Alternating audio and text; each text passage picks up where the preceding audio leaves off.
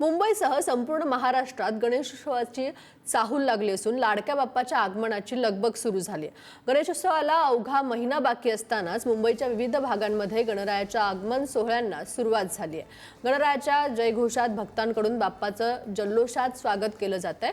सार्वजनिक गणेश मंडळासोबतच घरगुती गणपतीच्या तयारीलाही वेग आलाय। त्यामुळे मुंबईत पुन्हा एकदा गणेशोत्सव उत्साहात आणि भक्तिमय वातावरणात पाहायला मिळणार आहे।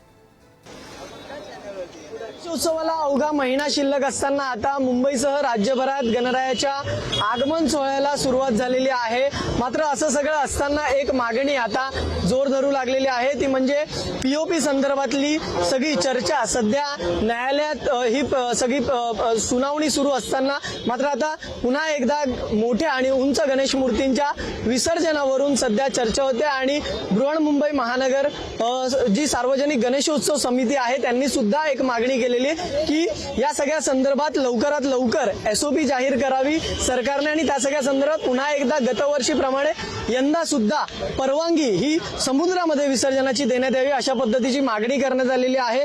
आपण जर पाहिलं तर या सगळ्या संदर्भात आता गणरायाच्या स्वागताची जय्यत तयारी होत असताना विसर्जनाचं जे नियोजन आहे तो मुद्दा ऐरणीवर आपल्याला खरं तर पाहायला मिळतो आणि त्यामुळे आपण जर पाहिलं तर यंदा पुन्हा एकदा सार्वजनिक गणेशोत्सव समन्वय समितीने ही मागणी केलेली पाहायला मिळते आणि बैठकीमध्ये ही मागणी खरं तर करण्यात आली। मुख्यमंत्र्यांना या सगळ्या संदर्भातलं पत्रव्यवहार जो आहे तो सुद्धा समितीकडून करण्यात आलेला आपल्याला पाहायला मिळते। समुद्रामध्ये जे विसर्जन करायचं त्यासाठी एक नियमावली तयार करावी आणि त्या पद्धतीची परवानगी जी आहे ती यंदाच्या वर्षी सुद्धा देण्यात यावी अशी मागणी या ठिकाणी करण्यात आलेली आपल्याला पाहायला मिळते। त्यामुळे या सगळ्या संदर्भात आता काय नेमकं प्रशासन भूमिका घेते आणि समन्वय साधून कशा पद्धतीने या सगळ्या संदर्भातला निर्णय येतो आणि यंदा सुद्धा या उंच मूर्तींना समुद्रामध्ये विसर्जनाची परवानगी देणार का आणि कशा पद्धतीचं यंदाचं नियोजन असणार।